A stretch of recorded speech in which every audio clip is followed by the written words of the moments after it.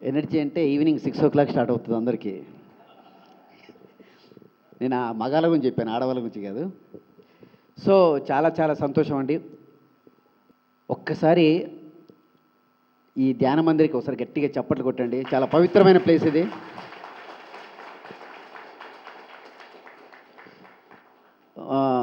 ఇంత పవిత్రమైన ప్లేస్లో మా అన్నయ్య వెంకటేష్ గారు నన్ను ఆహ్వానించడం చాలా చాలా హ్యాపీగా ఉంది. నేను సెకండ్ టైం ఇక్కడ రావడం. యోగా గురించి దాదాపు నాకు 10-15 సంవత్సరాల నుంచి తెలుసు. మా ఫ్రెండు ప్రవీణ్ అని యోగా మాస్టరు, ఇప్పుడు ఇక్కడ లేడు, హాంకాంగ్లో ఉన్నాడు. తర్వాత మా బిజీ షెడ్యూల్ వల్ల తర్వాత మా అన్నయ్య ఒక 1 year బ్యాక్ మా వెంకటేష్ అన్న మళ్ళీ పరిచయం అయ్యాడు. తమ్ముడు యోగా మాత్రం మర్చిపోద్దు తమ్ముడు, యోగా రెగ్యులర్ చేయి. నువ్వెంత బిజీ షెడ్యూల్లో ఉన్నా, నువ్వెంత సక్సెస్ సాధించాలనుకున్నా యోగా చాలా నీకు హెల్ప్ అవుతుంది. నీ ఆరోగ్యం బాగుంటుంది, నీ సక్సెస్ కూడా యోగాలో ఒక భాగం అవుతుంది అని చెప్పి అక్కడి నుంచి మళ్ళీ యోగా స్టార్ట్ చేశాను. దాదాపు ఒక 5 months నుంచి మళ్ళీ యోగా చేస్తున్నాను. చాలా చాలా చాలా హ్యాపీగా ఉంది. కొన్ని అలవాట్లు అంటే మామూలుగా మాకు సినిమా వాళ్ళకు, రాజకీయ నాయకులు సినిమా వాళ్ళకి టైమింగ్స్ ఉండవండి. ఫుడ్ కానీ నిద్ర కానీ మ్యాక్సిమం నేనని కాదు, ఎవరైనా పొలిటికల్ లీడర్స్ కానీ సినిమా వాళ్ళు చాలా కష్టం టైమింగ్స్. ఆ టైమింగ్స్లలో ముఖ్యంగా శ్రీకాంత్ గారు కూడా ఇప్పుడు ఇందాక మరి కొన్ని క్షణాల్లో రాబోతున్న హీరో శ్రీకాంత్ గారు కూడా పాప ఆయన చాలా కష్టపడి పైకి వచ్చాడు. వాళ్ళ టైమింగ్స్ కూడా సరిగా ఉండవు. అలాంటి టైమింగ్స్లో వెంకటేశన్న చెప్పిన విధానం బట్టి కొన్ని యోగాకి సంబంధించిన సూత్రాలు పాటిస్తూ మేమంతా ముందుకెళ్తున్నాం, సక్సెస్గా ముందుకెళ్తున్నాం, ఆరోగ్యంగా బాగున్నామని మేము అనుకుంటున్నామండి. చాలా చాలా ముఖ్యంగా యోగా అండి. సో ఇక్కడున్న వాళ్ళందరూ మీరు కూడా ఇందాక గురువుగారు చెప్పినట్టు మీతో పాటు ఇంకొక 10 మందికి చెప్పండి, ఆ 10 మంది ఇంకో 10 మంది చెప్తారు. యోగా ఎంతమంది నేర్చుకున్నా, ఎంతమంది చేసినా హ్యాపీగా జీవితాన్ని హ్యాపీగా ముందుకు తీసుకొచ్చు. మామూలుగా మనం డబ్బులు సంపాదిస్తాం, ఆస్తులు కొంటాం, కానీ ఆరోగ్యం మాత్రం చాలా చాలా ఇంపార్టెంట్. సార్ ఆల్రెడీ చెప్పారు, నేను కూడా ఇవన్నీ చెప్తే బాగోదు. మేము జస్ట్ మిమ్మల్ని నమ్మించడానికి వచ్చాం మేము. అంటే నవ్వు ఇందాక అన్నారు, ఆనందంగా ఉండండి, ఆనందో బ్రహ్మ అన్నాడు. మీరు జబర్దస్త్ ఎంతమంది చూస్తారో చేతులు ఎత్తాను సార్ చూద్దాం. తొక్కలేదు, అందరూ చూస్తున్నారు. ఇంతమందిలో జబర్దస్త్ చూసే వాళ్ళు కొంతమంది జబర్దస్త్ చూస్తున్నారు, కొంతమంది అందులో రేష్మని చూస్తున్నారు. అదే అర్థం అవ్వట్లేదు. నేను మగాలని చెప్తున్నారు. మీకు రేష్మ అంటే ఇష్టమా సార్? ఏమండి అందరూ చూస్తున్నారు. ఏమో కొంతమందికి అనసూయ అంటే ఇష్టం అంటారు, కొంతమంది రేష్మ అంటే ఇష్టం అంటారు.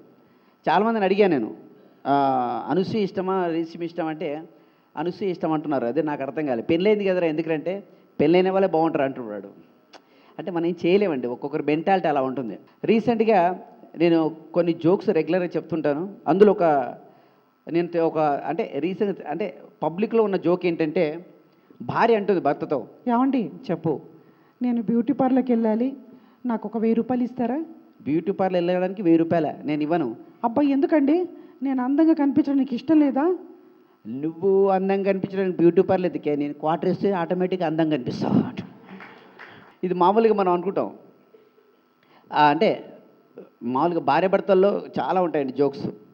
ఇంకొక భార్య అంటుంది, ఏమండి చెప్పు, నేను ఒకవేళ చనిపోతే మీరు ఎటు వెళ్తారండి? అదేంటి అలా అన్నావు? అప్పుడు చెప్పండి, ఒకవేళ నేను చనిపోయాను అనుకో మీరు ఎటు వెళ్తారు? ఎక్కడికి వెళ్తాను? కూకటిపల్లిలో. అవును పోనీ, నేను చనిపోవడం పక్కన అంటే నువ్వు చనిపోతే ఎటు వెళ్తావు? అబ్బాయి ఎక్కడికి వెళ్తామండి? కూకటిపల్లిలో మా చెల్లి ఉంది కదా, మా చెల్లి దగ్గరికి వెళ్ళిపోతాను. ఒకవేళ నేను చనిపోతే ఎటు వెళ్తారండి? నేను కూడా మీ చెల్లెల దగ్గరికి వెళ్ళిపోతానే అంటాడు. అది మగాళ్ళ మెంటాలిటీ అనమాట. మామూలుగా మనం చెప్తుంటాం. మామూలుగా పెళ్ళైన ఆడవాళ్ళని గుర్తుపట్టొచ్చండి. ఏది మంగళసూత్రం ఉంటుంది, కాళ్ళకి మెట్టెలు ఉంటాయి, కానీ మగాళ్ళని గుర్తుపట్టలేము. ఇదకి పెళ్ళయింది అని మాత్రం చెప్పలేం. అంటే అతనికి ఎలా చెప్తాం? మామూలుగా ఇక్కడున్న లేడీస్ని అడుగుదాం, పెళ్ళైన మగవాళ్ళని ఎలా గుర్తుపడతామండి? మామూలుగా చెప్పమ్మా, ఎలా చెప్తాం మనం? ఇతనికి పెళ్ళైంది ఎలా చెప్తాం మనం? ఏంటమ్మా, ఎలా గుర్తుపడతాం? గుర్తుపట్టలేము. ఒకవేళ ఎలా గుర్తుపడతాం మామూలుగా? ఇప్పుడు నేనున్నా, నాకు పెళ్ళైందా లేదా ఎలా గుర్తుపడతాం? చెప్పండి అమ్మా. ఏదమ్మా, ఏజా? ఇంకా చూసాం మొఖాలను. అతనే చెప్తున్నాడు ఆయన భార్య ఎంత బాధ పెడుతుందో. మగాళ్ళని నవ్వు ఉండదు. ఇంకా సెకండ్ అండి, ఇంకా చెప్పొచ్చు. ప్లీజ్ చెప్పండి సార్, పెళ్ళైంది కదండి మీకు? ఏమమ్మా, జుట్టు. బాగా చెప్పారు. ఇంకా తల్లి, మమ్మీ, అమ్మ చెప్పమ్మా. మీ ఆయన వచ్చింటాడు నాకు తెలిసి. చెప్పమ్మా, పెళ్ళైన మగాన్ని ఎలా గుర్తుపడతాం? కొంతమంది మొఖాల కళ లేదంటారు, కొంతమంది జుట్టు ఉండదంటారు. నువ్వు చెప్పమ్మా. ఓకే, నేను చెప్తాను. పెళ్ళైన మగాళ్ళని ఎలా గుర్తుపడతారు? పాపం పెళ్ళి కానప్పుడు మగాళ్ళు అంటే బ్యాచిలర్ లైఫ్లో ఎంత బాగుంటుందండి లైఫ్, 6 ప్యాక్ మెయింటైన్ చేస్తుంటాడు. పెళ్ళి అయితే ఫ్యామిలీ ప్యాక్ వచ్చేస్తుంటుంది. అది మనం ఏం చేయలేం. కానీ ఆడవాళ్ళు ఏమంటారంటే మేము పెట్టే ఫుడ్డు వాడు తిని తిని తిని మంచి బాగా పొట్టొచ్చింది మా ఆయనకి అనుకుంటారు మామూలుగా. కానీ అది కాదండి. ఆడజన్మ ఎలా ఉంటుందంటే ఆడవాళ్ళు ఒక 9 నెలలు ప్రెగ్నెంట్ 9 నెలలు బాబునో పాపన కనేసి సంసార జీవితాన్ని స్టార్ట్ చేస్తారు. కానీ మగాడు అట్లా కాదండి. ఆ సంసారం అనే జీవితాన్ని పొట్టలు దాచుకొని ఆ పొట్ట పెరుగుతుంటాడు, చనిపోయే వరకు మెయింటైన్ చేస్తాడు. ఒకసారి మగాళ్ళ గట్టిగా చప్పట్లు కొట్టండి, ఇంకొకసారి గట్టి చప్పట్లు కొట్టవచ్చు. నేను ఈ పొట్ట తగ్గాలంటే కూడా యోగాలు చాలా ఉన్నాయి. మా వెంకటన్న చెప్తాడు, వెంకటేష్ అన్న పొట్ట అసలు కడుపు రాకుండా అద్భుతంగా చాలా ప్రయోగాలు ఉన్నాయి దీంట్లో, ముఖ్యంగా మగవాళ్ళ గురించి చెప్తున్నాను. సో కడుపుని అసలు బయటికి రాకుండా ఆరోగ్యంగా ఉండాలంటే మన చెత్త అంతా ఇక్కడే ఉంటుందని చెప్తుంటారు. మన తిన్న ఫుడ్ మొత్తం ఇక్కడికి వెళ్తుంది కాబట్టి ఆ కడుపు రాకుండా జాగ్రత్తగా మెయింటైన్ చేయాలి. యోగాలో ఒక పెద్ద పెద్ద సూత్రాలు ఉన్నాయి, అది అన్న చెప్తాడు మీకు. సో ఇలా చెప్పుకుంటూ పోతే నేను ఇందాక చెప్పినట్టు ఆడ మగ గురించి ఎందుకు చెప్తున్నానంటే భార్య భర్తల గురించి. నేను మామూలుగా సినిమాలో కానీ నాటకాలు కానీ ఇన్ని మ్యాక్సిమం చూశానండి. ఎక్కడైనా కూడా మగాళ్ళకు తగిన న్యాయం జరగదని నేను అనుకుంటానండి. ఆడవాళ్ళని అద్భుతంగా పొగిడారు. ఆడవాళ్ళు ఎంత అద్భుతంగా పొగిడారంటే తీసుకెళ్ళి ఆకాశం ఎత్తేసారండి ఆడవాళ్ళని. కానీ మగాళ్ళని ఏం పాపం చేశారు, పాపం వాడు చాలా కష్టపడుతుంటారు మగాళ్ళు, కానీ వాళ్ళ గుర్తింపు ఉండదు. నేను కరెక్ట్ చెప్తున్నాను లేదండి, మగాళ్ళతో ఒకసారి చేయలేపండి. నేను మగాళ్ళ గురించి మాట్లాడుతున్నాను, ఆడవాళ్ళు ఉన్నారు తర్వాత వాళ్ళు కొడతారు అనుకో తర్వాత విషయం. సో ఆడవాళ్ళ గురించి మనం మాట్లాడితే మంచి మంచి పాటలు ఏంటంటే పవిత్ర బంధంలో ఒక అద్భుతమైన పాట అండి.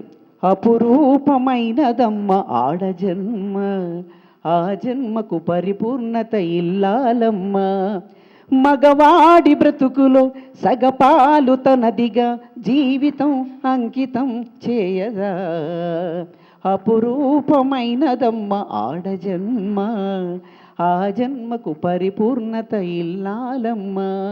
ఎంత మంచి పాట అండి. ఆడవాళ్ళు ఒకసారి గట్టిగా చప్పట్లు కొట్టండి. సో ఈ పాట నేను మా బుల్లెట్ భాస్కర్ ఇద్దరం కలిసి జబర్దస్త్లో ఒక ప్రయోగం చేసామండి. మగాళ్ళ గురించి కూడా ఈ పాటను మారుస్తే ఎలా ఉంటుంది. పెళ్ళైన వాడా దగా పడిన వాడా ఆలికి నీవు బలి అయినవా. పాప మగాళ్ళు నవ్వుతున్నారు, ఆడవాళ్ళకి కోపం వస్తుంది. అర్థమే లేని జన్మ మగ జన్మరా, అర్థమే లేని జన్మ మగ జన్మరా, ఆ జన్మకు కారణమే ఇల్లాలేరా, అర్థమే లేని జన్మ మగ జన్మరా, ఆ జన్మకు కారణమే ఇల్లాలేరా, మగవాడి బ్రతుకులో పగవాడిగా మారుతూ జీవితం నాశనం చేయదా, అర్థమే లేని జన్మ మగ జన్మరా, ఆ జన్మకు కారణమే ఇల్లాలేనా. కొద్ది ముందుకెళ్దామండి. బ్రహ్మచారి బ్రతుకే మహాభాగ్యము. ఎంత బాగుంటుందండి బ్రహ్మచారి బ్రతుకు, అసలు ఎంత హ్యాపీగా ఉంటుంది. ఎక్కడ పడితే తిరగొచ్చు, ఎక్కడ పడితే ఉండొచ్చు, ఎక్కడ పడితే నవ్వుతున్నారు మా వాళ్ళంతా, ఎక్కడ పడితే తినొచ్చు. పెళ్ళైతే ఏది పెడితే అదే తినాలి, అదే అర్థం కాదు.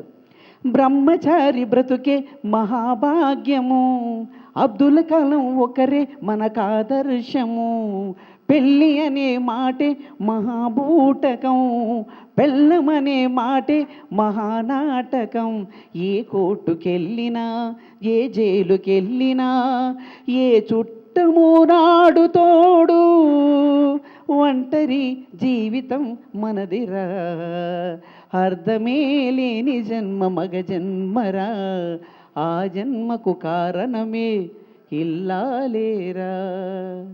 వామ్మో, కొంతమంది ఎలా చూస్తున్నారంటే నువ్వు బయటికి వస్తావు కదా అప్పుడు నీ సంగతి చెప్తాను చూస్తున్నారు లేడీస్.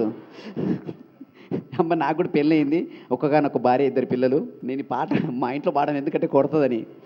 నేను మామూలుగా ఏదో ఇక్కడ స్వాతంత్రం ఉందని చెప్పేసి మీ ముందు పాడుతున్నాను. కానీ ఆడవాళ్ళు లేకపోతే సృష్టి లేదండి. ఆడవాళ్ళకు ఆడదే ఆధారం మన కథ ఆడని ఆరంభం, ఆడదే సంతోషం మనిషికి ఆడదే సంతాపం. ఆడవాళ్ళని గౌరవిద్దాం, ఆడవాళ్ళకి రెస్పెక్ట్ ఇద్దాం, ఆడవాళ్ళని ఉన్నత శిఖరాలు తీసుకెళ్దాం. ఒకసారి ఆడవాళ్ళు గట్టిగా చప్పట్లు కొట్టండి. జస్ట్ మిమ్మల్ని చిన్న నవ్వించే ప్రయత్నమే, అంతేగాని వాళ్ళకి తగ్గించి కాదు. సో మామూలుగా ఇక్కడ ఉన్న వాళ్ళందరికీ ఒక విషయం చెప్తానండి. చదువుకునే అమ్మాయిని మనం పెళ్లి చేసుకుంటే మనం ఇంకా సరిగా చూడదంటారండి. కానీ నేను చదువుకునే అమ్మాయిని పెళ్లి చేసుకున్నాను. మా ఆవిడ నా కోసం రాత్రి 1 2 3 భోజనం చేయకుండా వెయిట్ చేస్తుందండి. ఎందుకంటే నేను ఇంటికి వెళ్ళి వంట చేయాలి. ఇవిడ చప్పట్లు కొడుతుంది ఆవిడ. మా ఆవిడకి చప్పట్లు కొడుతుంది ఆవిడ. అబ్బాయి ఇంత మంచిది సుధాకర్ గారి భార్య అంటుంది. చప్పట్లు కాదమ్మా నాతో వంట చేస్తుంది. ఆ లేడీ గెటప్లు వేసి లాస్ట్కు సరే ఆ చున్నీలు నైటీలు నాకు ఇచ్చి ఇంట్లో గిన్నెలు కానీ బట్టలు కానీ నేనే తోముతుంటాను. నిజం ప్రామిస్ అండి. మా ఇంటికి వచ్చి చూడండి. మీరు మా ఇంటికి వస్తే మాత్రం వచ్చే ముందు మాత్రం ఫోన్ చేయండి. నేను కొద్దిగా వేరే పద్ధతిలో ఉంటాను మళ్ళీ. అందుకే నేను ఎప్పుడు అప్పుడప్పుడు చిన్నగా మేకప్ వేసుకొని వెళ్తాను. ఎందుకంటే మా ఆవిడ నన్ను గుర్తుపట్టదు. మా ఆయన లేనేది అంటుండే నేను మేకప్ లేకుండా పోతే ఇంటికి. సో చాలామంది అడిగారు ఏమంది సార్ సుధాకర్ గారు మీరు జుట్టు ఎందుకు పెంచారని. మామూలుగా మనం నీళ్ళ దగ్గర కొలాయి దగ్గర ఆడవాళ్ళు ఎంత బాగా కొట్లాడుకుంటారండి, ఎంత బాగుంటుంది. చాలా ముచ్చటేస్తుంటాయి వాళ్ళు కొట్లాడుతుంటే. మంచి మంచి మాటలతో స్పష్టంగా మాట్లాడుకుంటూ తిట్టుకుంటూ అద్భుతంగా కొట్లాడతారు. ఇంకో విషయం చెప్పాలంటే వాళ్ళు కొట్లాడుతూ వాళ్ళిద్దరు కొట్లాడు పక్కన వాళ్ళ మొగులను కూడా లాగుతారు. మొగులను ఎలా లాగుతారంటే నా మొగుడు నీ మొగుడు ఇట్లా అంటారు. మంచి అనిపిస్తాడు, వీడు ఎంజాయ్ చేస్తుంటాడు. సరే తొందర పంపించమంటే వీడు వెయిట్ చేస్తుంటాడు. అలా మగాళ్ళని చూస్తుంటే వాళ్ళ బాధలు వాళ్ళకు ఉంటాయి. మా ఆడ నన్ను అడుగుతారు, చాలామంది అడుగుతారు జుట్టు ఎందుకు పెంచారు సుధాకర్ గారు అంటే, ఏమండి మామూలుగా భర్తను కొట్టాలంటే పట్టు దొరకాలంటే మామూలుగా చొక్కాలు ఇవి పట్టుకోలేము. జుట్టు పట్టుకుంటే బాగుండదు, జుట్టు పెంచాను. మా ఆవిడ ఇది పట్టుకొని మ్యాక్సిమం కొడుతుండదు రోజు. ఇప్పుడు ఇంటికి వెళ్ళంగానే 2 3 రౌండ్లు వేసి కొట్టి తర్వాత నేను ఇంత అన్నం పెడితే నేను రిలాక్స్ అవుతాను. అందుకే జుట్టు పెంచాను. మీ ఆయనలో కూడా చెప్పండి జుట్టు బాగా పెంచడం చెప్పండి. జుట్టు లేకుంటే మనం ఏం చేయలేము, కానీ జుట్టు మాత్రం పెంచండి. పొట్ట మాత్రం పెంచొద్దు. పొట్ట పెంచితే మన లాభాలు లేవు అనే నష్టాలే. సో థ్యాంక్ యూ అండి, థ్యాంక్ యూ వెరీ మచ్. ఒకసారి గట్టిగా చప్పట్లు కొట్టండి. యోగాను మాత్రం మర్చిపోవద్దు. ముఖ్యంగా నన్ను ఈ కార్యక్రమం పిలిచిన మా అన్నయ్య వెంకటేష్ గారికి మరొక థ్యాంక్స్ చెప్పుకుంటూ, ఇక్కడ విచ్చేసిన పెద్దలందరికీ మరొకసారి థ్యాంక్స్ చెప్పుకుంటూ థ్యాంక్ యూ అండి, thank you very much. Hi.